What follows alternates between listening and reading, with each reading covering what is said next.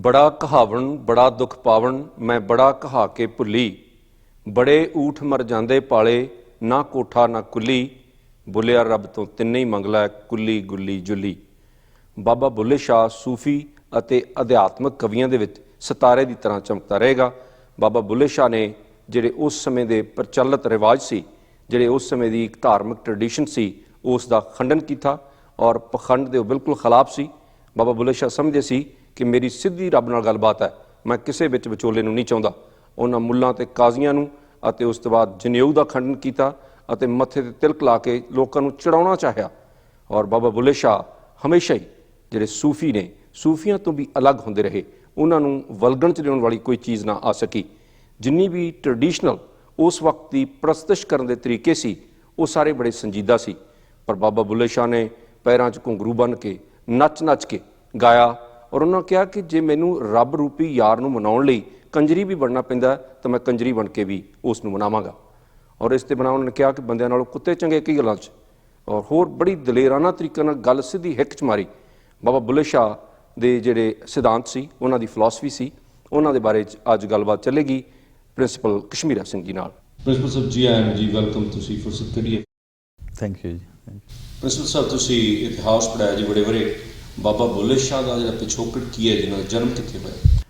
ਸਿੰਘ ਸਾਹਿਬ, ਪਹਿਲਾਂ ਤਾਂ ਜਿਹੜਾ ਤੁਸੀਂ ਬਾਬਾ ਬੁੱਲੇ ਸ਼ਾਹ ਦੀ ਸ਼ਖਸੀਅਤ ਬਾਰੇ ਔਰ ਉਹਦੇ ਕਲਾਮ ਬਾਰੇ, ਕਲਾਮ ਨੂੰ ਜਿਸ ਤਰ੍ਹਾਂ ਤੁਸੀਂ ਪੇਸ਼ ਕੀਤਾ, ਇਹਦੇ ਤਾਂ ਤੁਸੀਂ ਮੁਬਾਰਕ ਦੇ ਹੱਕਦਾਰ ਆ। ਔਰ ਇਹ ਮੇਰੀ ਜਿਹੜੀ ਮੁਬਾਰਕ ਹੈ ਇਹ ਸੰਜੀਦਾ ਆ, ਪ੍ਰਸ਼ੰਸਾ ਦੀ ਖਾਤਰ ਨਹੀਂ ਹੈ। ਰੀਅਲੀ ਤੁਸੀਂ ਬਹੁਤ ਵਧੀਆ ਉਹਨੂੰ ਪੇਸ਼ ਕੀਤਾ ਅਤੇ ਮੈਨੂੰ ਲੱਗਿਆ ਸ਼ਾਇਦ ਮੈਂ ਤਾਂ ਇੰਨੀ ਵਧੀਆ ਗੱਲ ਨਾ ਕਰ ਸਕਾਂ ਜਿੰਨੀ ਤੁਸੀਂ ਥੋੜ੍ਹੇ ਸ਼ਬਦਾਂ ਵਿੱਚ ਉਹਨੂੰ ਕਹਿ ਦਿੱਤਾ, ਪਰ ਫਿਰ ਵੀ ਜਿੰਨੀ ਮੇਰੀ ਯੋਗਤਾ ਹੈਗੀ ਉਹਦੇ ਮੁਤਾਬਕ ਆਪਾਂ ਗੱਲ ਕਰਦੇ ਹਾਂ। ਅਤੇ ਤੁਸੀਂ ਉਹ ਪੁੱਛਿਆ ਵੀ ਉਹ ਬਾਬਾ ਬੁੱਲੇ ਸ਼ਾਹ ਕਿਹੜੇ ਦੌਰ ਦੇ ਵਿੱਚ ਕਿੱਦਾਂ ਉਹਨਾਂ ਦਾ ਜ਼ਿੰਦਗੀ ਕਿੱਦਾਂ ਸੀ। ਬਾਬਾ ਬੁੱਲੇ ਸ਼ਾਹ ਦਾ ਜਿਹੜਾ ਜਨਮ ਹੋਇਆ ਜੀ ਉਹ 1680 ਦੇ ਵਿੱਚ ਹੋਇਆ ਔਰ ਉਹ 1753 ਤੱਕ ਇਸ ਧਰਤੀ 'ਤੇ ਰਹੇ ਆ।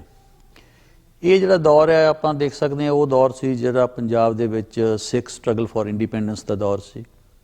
ਪਰ ਪਹਿਲਾਂ ਆਪਾਂ ਇਹਨਾਂ ਨੂੰ ਇਹ ਦੱਸ ਲਈਏ ਵੀ ਇਹਨਾਂ ਦਾ ਜਿਹੜੀ ਬਚਪਨ ਵੀ ਇੱਕ ਧਾਰਮਿਕ ਮਾਹੌਲ ਦੇ ਵਿੱਚ ਹੀ ਬੀਤਿਆ, ਕਿਉਂਕਿ ਇਹਨਾਂ ਦੇ ਜਿਹੜੇ ਪਿਤਾ ਜੀ ਸੀਗੇ ਉਹ ਵੀ ਬੜੇ ਇੱਕ ਧਾਰਮਿਕ ਲੋਕ ਸੀ, ਬੜੇ ਨੇਕ ਆਦਮੀ ਸੀ, ਦਰਵੇਸ਼ ਦੇ ਨਾਂ 'ਤੇ ਉਹ ਜਾਣੇ ਜਾਂਦੇ ਸੀਗੇ। ਸੋ ਉੱਥੋਂ ਫਿਰ ਬਾਬਾ ਬੁੱਲੇ ਸ਼ਾਹ ਜਿਹੜੇ ਸੀ, ਪਹਿਲਾਂ ਤੋਂ ਜਦੋਂ ਇਹਨਾਂ ਦੇ ਮਨ ਦੇ ਵਿੱਚ ਇੱਦਾਂ ਦੀ ਗੱਲ ਹੈ ਤਾਂ ਫਿਰ ਨਹੀਂ ਗੁਰੂ ਲੱਭਣ ਦੀ ਕੋਸ਼ਿਸ਼ ਕੀਤੀ। ਸੋ ਇਹਨਾਂ ਬਾਰੇ ਜਿੱਦਾਂ ਇਹਨਾਂ ਦੇ ਸ਼ਾਹ ਅਨਾਇਤ ਗੁਰੂ ਸੀਗੇ ਔਰ ਇਹਨਾਂ ਦਾ ਜਿਹੜਾ ਪਿੰਡ ਸੀ ਉਹ ਕਸੂਰ ਦੇ ਕੋਲ ਸੀ।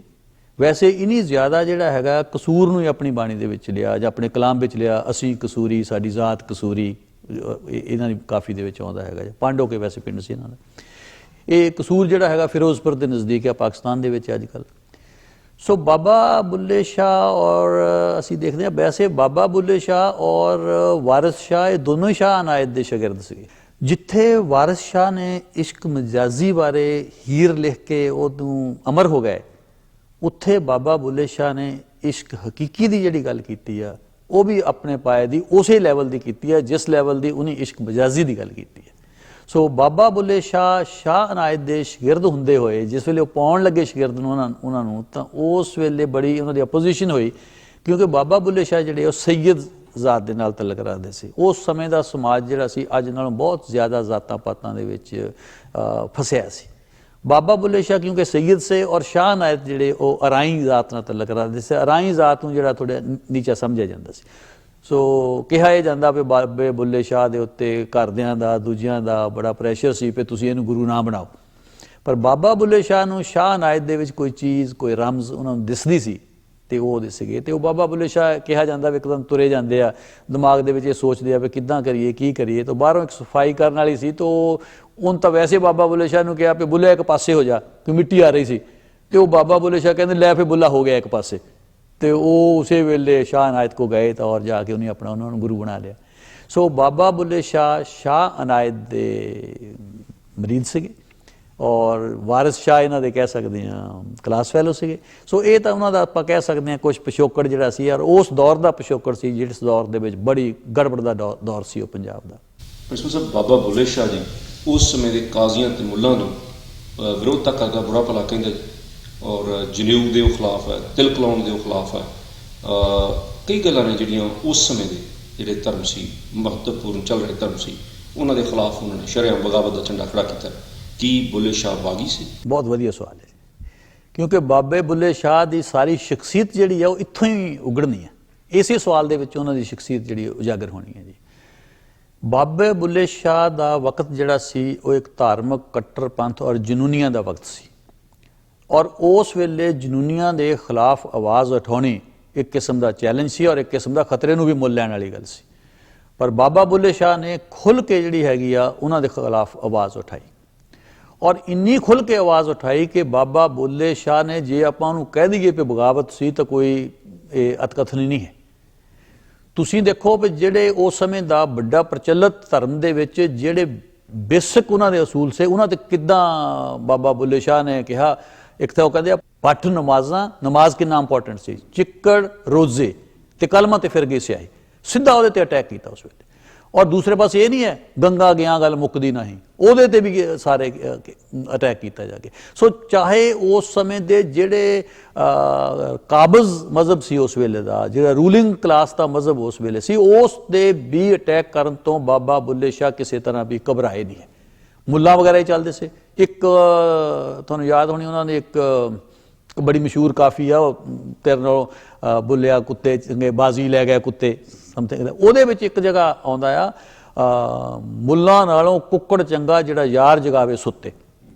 ਮੁੱਲਾ ਉਸ ਵੇਲੇ ਉਸ ਸਮੇਂ ਦਾ ਲੀਡਰ ਆ, ਉਹਦੇ ਤੇ ਅਟੈਕ ਕਰਦੇ ਆ। ਸੋ ਇੱਕ ਤਾਂ ਬਾਬਾ ਬੁੱਲੇ ਸ਼ਾਹ ਉਸ ਸਮੇਂ ਦੇ ਜਿਹੜੇ ਧਾਰਮਿਕ ਲੀਡਰ ਸੀ ਉਹਨਾਂ ਤੇ ਅਟੈਕ ਕਰਦੇ ਆ, ਉਹਨਾਂ ਤੋਂ ਬਾਗੀ ਹੁੰਦੇ ਆ। ਇੱਕ ਉਸ ਜਿਹੜਾ ਧਰਮ ਦਾ ਵੀ ਪ੍ਰਚਲਿਤ ਧਰਮ ਦਾ ਆਈਡੀਓਲੋਜੀ ਆ, ਐਸੈਂਸ ਆ, ਉਹ ਤੋਂ ਵੀ ਬਾਗੀ ਹੁੰਦੇ। ਉਹ ਇਹ ਵੀ ਮੰਨਣ ਨੂੰ ਤਿਆਰ ਨਹੀਂ ਹੈ ਵੀ ਐਸੇ ਤਰੀਕੇ ਨਾਲ ਰੱਬ ਪਾਇਆ ਜਾ ਸਕਦਾ, ਜਾਂ ਕਲਮਾ ਨਾ, ਜਾਂ ਰੋਜ਼ਿਆਂ ਨਾ, ਜਾਂ ਗੰਗਾ ਜਾਣ ਨਾ, ਜਾਂ ਤਿਲਕ ਲਗਾਉਣ ਨਾ, ਕਿਸੇ ਨਾਲ ਵੀ, ਉਹ ਤੋਂ ਵੀ ਬਾਗੀ ਹੁੰਦੇ ਆ। ਔਰ ਕਈ ਵਾਰ ਤਾਂ ਜਿੱਦਾਂ ਬਾਬਾ ਬੁੱਲੇ ਸ਼ਾਹ ਮੈਂ ਦੇਖਿਆ ਇੱਕ ਵਾਰ ਇੰਨਾ ਗੁੱਸੇ 'ਚ ਆ ਜਾਂਦੇ ਆ ਉਸ ਸਮੇਂ ਜਾ ਕੇ, ਮੈਨੂੰ ਲੱਗਦਾ ਵੀ ਉਹ ਇੱਕ ਉਹਨਾਂ ਦੀ ਕਾਫੀ ਦੇ ਵਿੱਚ ਆ ਗਿਆ, ਬੁੱਲਿਆ ਪੀ ਸ਼ਰਾਬ ਤੇ ਖਾ ਕਬਾਬ ਤੇ ਘਰ ਭੰਨ ਰੱਬ ਦਾ, ਹੇਠਾਂ ਬਾਲ ਹੱਡਾਂ ਦੀ ਅੱਗ, ਵੇ ਤੂੰ ਠੱਗਾਂ ਦੇ ਠੱਗ ਨੂੰ ਠੱਗ, ਰੱਬ ਨੂੰ ਵੀ ਸਪੇਅਰ ਨਹੀਂ ਕਰਦੇ। ਚਾਹੇ ਆਪਾਂ ਇਹ ਕਹਿ ਦਿੰਦੇ ਬੁੱਲੇ ਨੇ ਜਿੱਦਾਂ ਕਹਿ ਲਓ ਵੀ ਉਹਨੀ ਜਦ ਵੀ ਉਹਨਾਂ ਨੂੰ ਲੱਗਾ ਵੀ ਆਹ ਸਾਰੀਆਂ ਕੁਰੀਤੀਆਂ ਹੋ ਰਹੀਆਂ ਤਾਂ ਫਿਰ ਉਹਨੇ ਕਿਸੇ ਨੂੰ ਸਪੇਅਰ ਨਹੀਂ ਕੀਤਾ ਬਾਬਾ ਬੁੱਲੇ ਸ਼ਾਹ ਨੇ। ਤੇ ਉਹਦੇ ਨਾਲ ਮੈਂ ਸਮਝਦਾ ਚਾਹੇ ਡਾਇਰੈਕਟ ਤੌਰ ਤੇ ਆਪਾਂ ਇਹ ਕਹਿ ਦਿੰਦੇ ਆ ਵੀ ਜਿਹੜੇ ਉਸ ਵੇਲੇ ਦੇ ਰੂਲਰ ਸੀਗੇ ਉਹਨਾਂ ਤੇ ਨਹੀਂ, ਪਰ ਬੁੱਲੇ ਸ਼ਾਹ ਦਾ ਉਸ ਸਮੇਂ ਤੋਂ ਬਾਗੀ ਹੋਣਾ ਇਹ ਤੋਂ ਵੱਡਾ ਕੋਈ ਸਬੂਤ। ਸਾਰੀਆਂ ਕਾਫੀਆਂ ਦੇਖ ਲਓ, ਸਾਰੀਆਂ ਕਾਫੀਆਂ ਦੇ ਉੱਤੇ ਜਿਹੜੇ ਉਸ ਸਮੇਂ ਦੇ ਹੈਗੇ ਆ ਕਲੀਅਰ ਕੱਟ ਉਹਨਾਂ ਤੋਂ ਬਾਗੀ ਆ। ਸੋ ਇਹਦੇ ਵਿੱਚ ਕੋਈ ਸ਼ੱਕ ਵਾਲੀ ਗੱਲ ਨਹੀਂ ਵੀ ਬੁੱਲੇ ਸ਼ਾਹ ਕਿਸੇ ਇੱਕ ਖਾਸ ਸੰਸਥਾ ਦੇ ਵਿੱਚ ਬੱਝੇ ਨਹੀਂ ਹੈ। ਆਪਣਾ ਉਹਨਾਂ ਦਾ ਵਜੂਦ ਸੀ, ਆਪਣੀ ਉਹਨਾਂ ਦੀ ਸ਼ਖਸੀਅਤ ਸੀ, ਆਪਣਾ ਉਹਨਾਂ ਦਾ ਕਲਾਮ ਸੀ, ਆਪਣੀਆਂ ਕਾਫੀਆਂ ਦੇ ਵਿੱਚ ਉਹਨੇ ਆਪਣੇ ਵਿਚਾਰ ਦਿੱਤੇ, ਕਿਸੇ ਦੇ ਉਹ ਪਿੱਛੇ ਨਹੀਂ ਲੱਗੇ, ਨਾ ਉਹਨੇ ਕਿਸੇ ਨੂੰ ਕਿਸੇ ਸ਼ਰ੍ਹਾ ਦੇ ਵਿੱਚ ਰਹੇ। ਇਸ ਸੰਬੰਧ ਵਿੱਚ ਪੂਰੇ ਬਾਗੀ ਸੀ। ਵੈਸੇ ਬੁੱਲੇ ਦੀ ਜਿਹੜੀ ਇਸ਼ਕ ਹਕੀਕੀ ਦੀ ਸਾਰੀ ਸ਼ਾਇਰੀ ਹੈ ਉਹ ਰੱਬ ਦੀ ਪ੍ਰਸਤਿਸ਼ ਦੇ ਵਿੱਚ, ਉਸ ਮੁਹੱਬਤ ਦੇ ਵਿੱਚ ਹੈ ਜਿਹੜੀ ਉਹਦੀ ਰੱਬ ਨਾਲ। ਮਸਜਿਦ ਢਾਹ ਦੇ, ਮੰਦਰ ਢਾਹ ਦੇ ਜੋ ਕੁਛ ਕਹਿੰਦਾ, ਪਰ ਬੁੱਲਿਆ ਕਿਸੇ ਦਾ ਦਿਲ ਨਾ ਢਾਵੀਂ, ਰੱਬ ਦਿਲਾਂ ਵਿੱਚ ਰਹਿੰਦਾ। ਇਹ ਜਿਹੜੇ ਅੱਜ ਕੱਲ੍ਹ ਦੇ ਮੁੰਡੇ ਕੁੜੀਆਂ ਨੇ, ਈਵਨ ਫਿਲਮਾਂ ਦੇ ਵਿੱਚ ਵੀ ਬੁੱਲੇ ਸ਼ਾਹ ਦੀਆਂ ਜਿਹੜੀਆਂ ਕਾਫੀਆਂ ਨੇ ਉਹ ਇਸ਼ਕੀਆ ਤਰੀਕੇ ਨਾਲ ਪੇਸ਼ ਕੀਤੀਆਂ ਜਾ ਰਹੀਆਂ ਨੇ।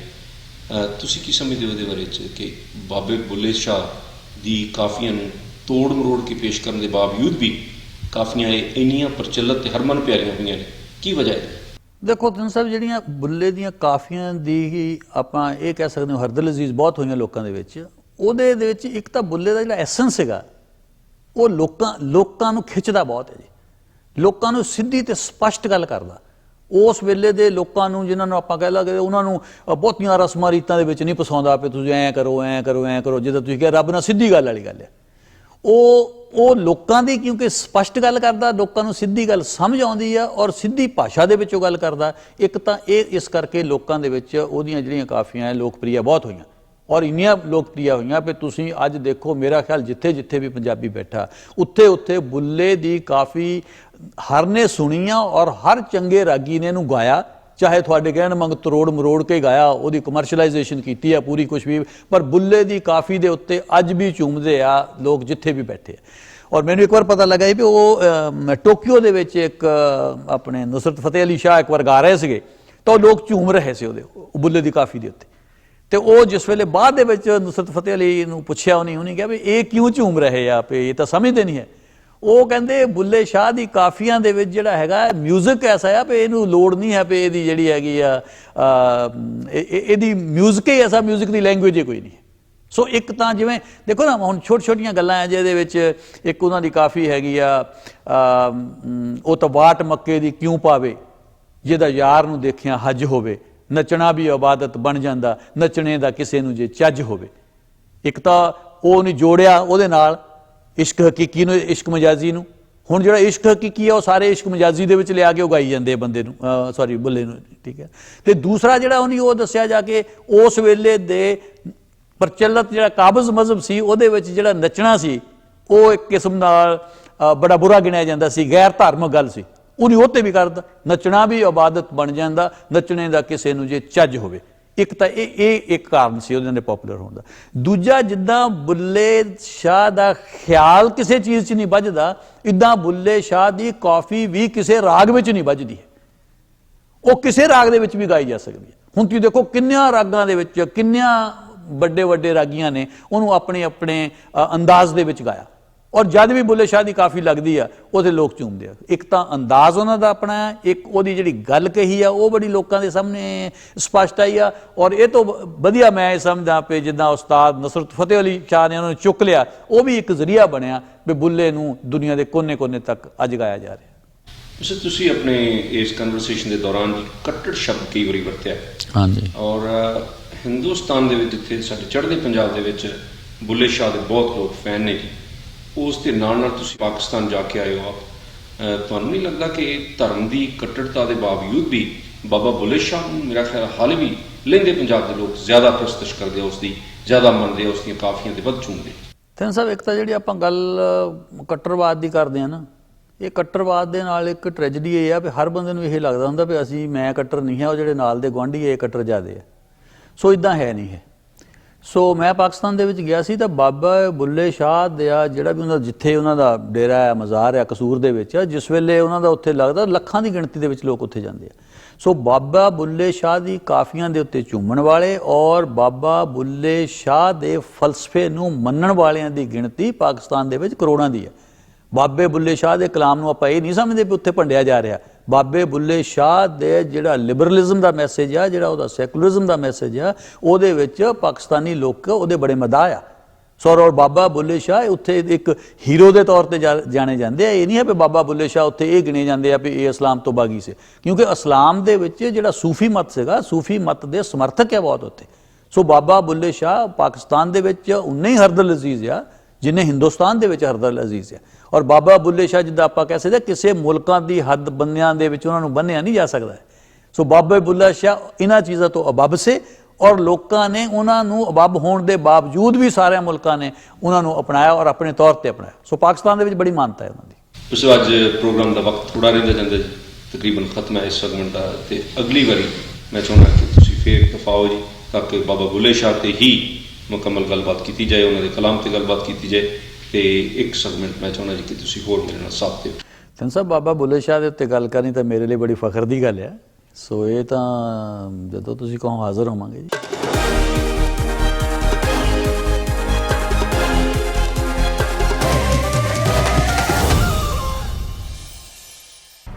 ਹਾਜ਼ੀ ਲੋਕ ਮੱਕੇ ਵੱਲ ਜਾਂਦੇ ਨੀ ਮੈਂ ਜਾਣਾ ਤਖਤ ਹਜ਼ਾਰੇ ਨੂੰ, ਰਾਂਝਾ ਰਾਂਝਾ ਕਹਿੰਦੀ ਨੀ ਮੈਂ ਆਪੇ ਰਾਂਝਾ ਹੋਈ, ਬੁੱਲਿਆ ਮਨ ਦਾ ਕੀ ਸਮਝਾਉਣਾ ਹੈ, ਇੱਧਰੋਂ ਪੱਟ ਕੇ ਇੱਧਰ ਲਾਉਣਾ। ਬੁੱਲੇ ਸ਼ਾਹ ਦੀਆਂ ਕਾਫੀਆਂ, ਬੁੱਲੇ ਸ਼ਾਹ ਦਾ ਅਧਿਆਤਮਕਵਾਦ, ਬੁੱਲੇ ਸ਼ਾਹ ਦੀ ਬਗਾਵਤ ਸ਼ਰ੍ਹਾ ਤੋਂ ਤੁਸੀਂ ਪਿਛਲੇ ਸੈਗਮੈਂਟ ਸੁਣੀ, ਤੁਸੀਂ ਬੜਾ ਪਸੰਦ ਕੀਤਾ ਹੈ, ਬੜੀ ਮਿਹਰਬਾਨੀ। ਅਗਲਾ ਸੈਗਮੈਂਟ ਹਾਜ਼ਰ ਕਰ ਰਹੇ ਹਾਂ ਪ੍ਰਿੰਸੀਪਲ ਕਸ਼ਮੀਰਾ ਸਿੰਘ ਜੀ ਦੇ ਨਾਲ। ਹਾਜ਼ਰ ਹੈ ਬੁੱਲੇ ਸ਼ਾਹ। ਉਸ ਵੇਲੇ ਦੇ ਜਿਹੜਾ ਸਮਾਜ ਸੀ, ਸੁਸਾਇਟੀ ਸੀ ਤੇ ਸਿਆਸਤ ਸੀ, ਉਸ ਦੇ ਖਿਲਾਫ ਕੋਈ ਬਗਾਵਤ ਦੀ ਗੱਲ ਨਹੀਂ ਦਿਸਦੀ ਜੀ। ਇਹ ਸਿੰਘ ਸਾਹਿਬ ਤੁਹਾਡੀ ਗੱਲ ਠੀਕ ਹੈ ਵੀ ਜ਼ਾਹਰਾ ਤੌਰ ਤੇ ਬਾਬਾ ਬੁੱਲੇ ਸ਼ਾਹ ਦੀ ਕੋਈ ਸਿਆਸਤ ਦੇ ਉੱਤੇ ਇਸ ਕਿਸਮ ਦੇ ਨਾਲ ਉਹਨਾਂ ਦੀ ਨੁਕਤਾਚੀਨੀ ਨਹੀਂ ਦਿਸਦੀ ਹੈ। ਹੁਣ ਇਹ ਜਿਹੜਾ ਦੌਰ ਸੀ ਬਾਬਾ ਬੁੱਲੇ ਸ਼ਾਹ ਵਾਲਾ, ਇਹ ਪੰਜਾਬ ਦੇ ਵਿੱਚ ਬੜਾ ਗੜਬੜੀ ਦਾ ਦੌਰ ਸੀ। ਹੁਣ 1680 ਦੇ ਵਿੱਚ ਉਹਨਾਂ ਦਾ ਜਨਮ ਹੋਇਆ ਤੇ ਜਿਸ ਵੇਲੇ ਆਪਾਂ ਸਾਡੇ ਗੁਰੂ ਸਾਹਿਬ 10ਵੇਂ ਪਾਤਸ਼ਾਹ ਦੀ ਜਿਹੜੀ ਸ਼ਹੀਦੀ ਹੋਈ ਹੈ ਉਹ 1708 ਦੇ ਵਿੱਚ ਹੋਈ।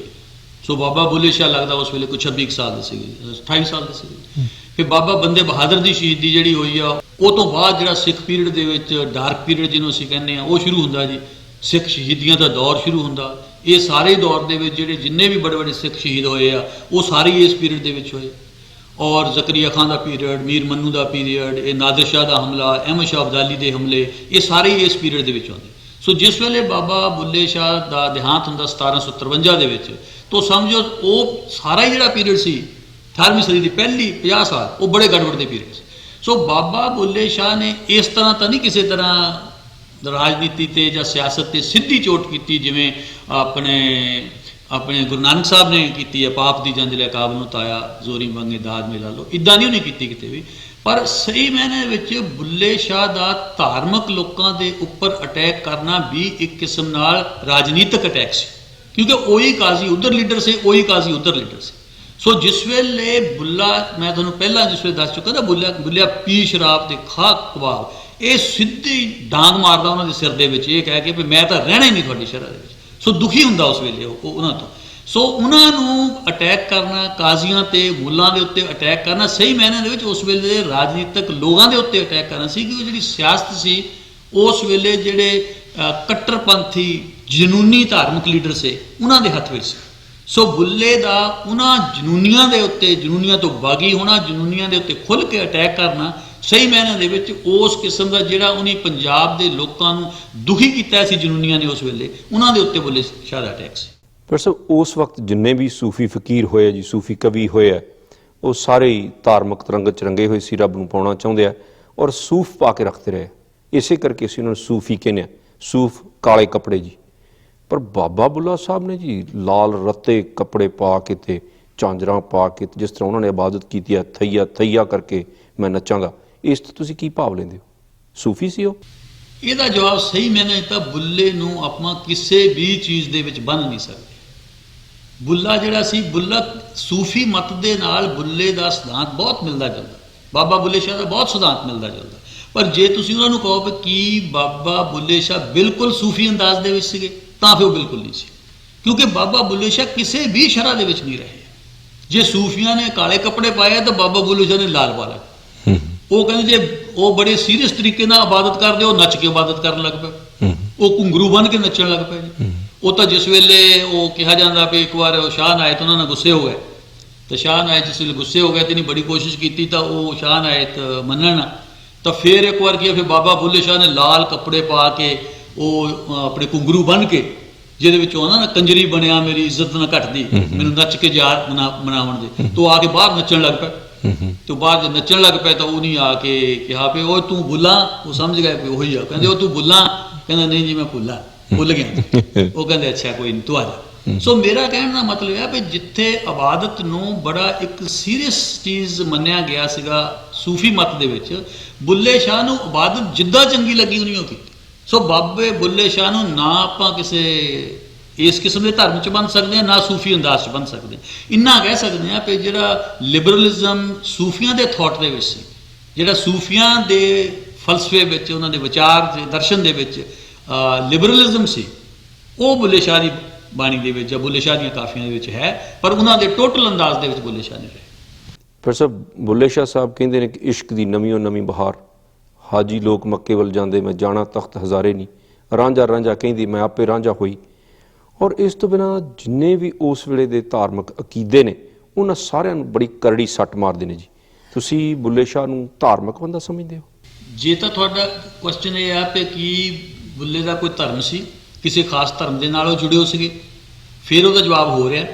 ਜੇ ਉਹਨਾਂ ਦਾ ਸਵਾਲ, ਜੇ ਤੁਹਾਡਾ ਸਵਾਲ ਇਹ ਆ ਕਿ ਕੀ ਬੁੱਲਾ ਟੋਟਲ ਦੇ ਵਿੱਚ ਧਾਰਮਿਕ ਸੀ, ਉਹਦਾ ਜਵਾਬ ਹੋ ਰਿਹਾ।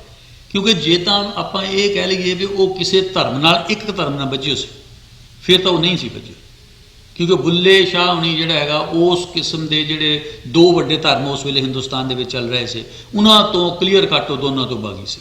ਕਾਫਰ ਸੀ ਜੀ? ਕਾਫਰ ਤਾਂ ਆਪਾਂ ਉਹ ਉਸੇ ਨੌਨ ਬਲੀਵਰ ਨੂੰ ਕਹਿੰਦੇ ਹਾਂ।